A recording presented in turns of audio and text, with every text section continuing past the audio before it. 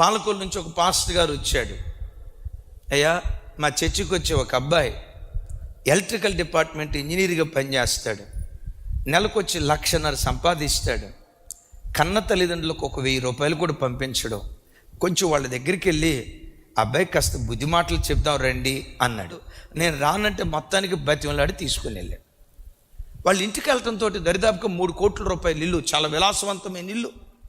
ఆ ఇంట్లో అడుగు పెట్టడంతో 2 బొచ్చుకొక్క పిల్లలు వచ్చి, ఈలోపు ఆ ఇంజనీర్ గారు అబ్బాయి వచ్చి అంటాడు, మా డాడీ నెలకొచ్చి ఒక్కొక్క దానికి 6,000 12,000 రూపాయలు ఖర్చు పెడతాం అంకుల్. కుక్క పిల్లలకి 12,000 ఖర్చు పెట్టాడు.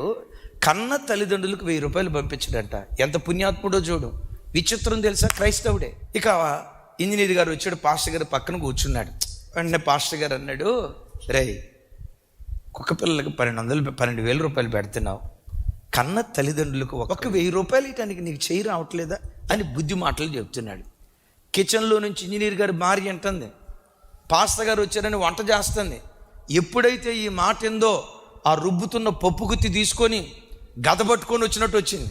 ఏమంటుందో తెలుసా, ఇదిగో పాస్టర్ గారు, ఏం మాట్లాడదా మీరు, మా డబ్బులు వాళ్ళెవరికో ఎందుకు పంపిస్తామంటే, వాళ్ళెవరు అంటారేంటమ్మా, నీకు మంచి భర్తను కని పెంచిన తల్లిదండ్రులే కదా, వాళ్ళే కన్నారా, రైతు పని చేస్తా కూలి పని చేస్తా చదివించారమ్మా, మరి కన్నందుకు చదివించకపోతే అట్ట. భోజనాలు అయిపోయిన తర్వాత చేయగడుక్కునేటప్పుడు నా దగ్గరికి వచ్చి, అయ్యగారు మిమ్మల్ని చూస్తే నాకు నిజంగా సేవకుని చూసినట్టుంది, నా బాధ కొంచెం చెప్తా, నా కొరకు ప్రార్థన చేయండి అయ్యగారు అంది. వయసు 40 కూడా దాటలేదయ్యా. అయ్యా, ఈ రోగం ఉంది, ఈ రోగం లేదు అనుకోవటానికి వీల్లేదు. Thyroid, sugar, BP, heart problem list చెప్పింది. అట్లాగని ప్రతి ఒక్కళ్ళకి రోగం ఎందుకు వస్తుందని చెప్పలేను. ఇది ప్రకృతి సంబంధమైన శరీరం.